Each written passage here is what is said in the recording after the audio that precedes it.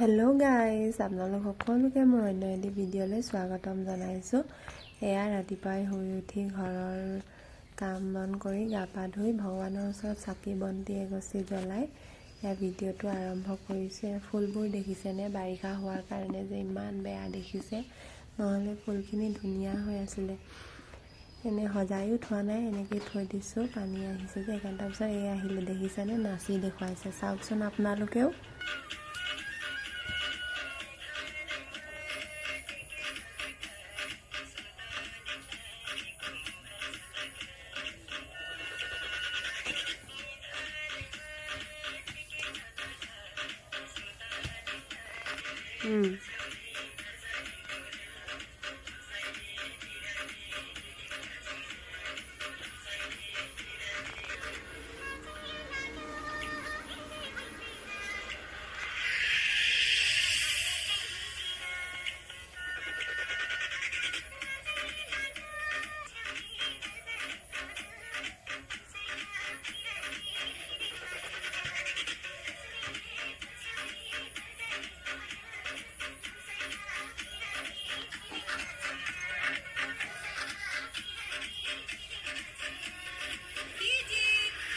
এয়া দেখিলেনে? তাই মোক নাচি দেখুৱালে আৰু আপোনালোকে কেনেকুৱা পালে জনাব।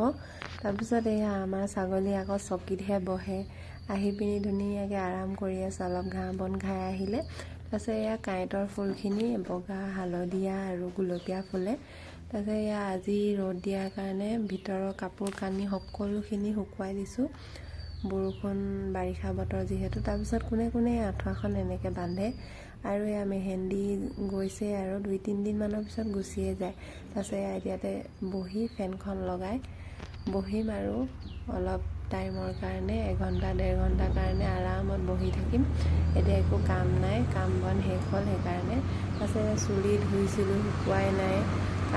ঘৰত কাম কৰি থকাৰ কাৰণে খোপা বান্ধি থৈ দিছিলোঁ। তাৰপিছত এতিয়া মেলি দিছোঁ, ফেনতে শুকাব আৰু।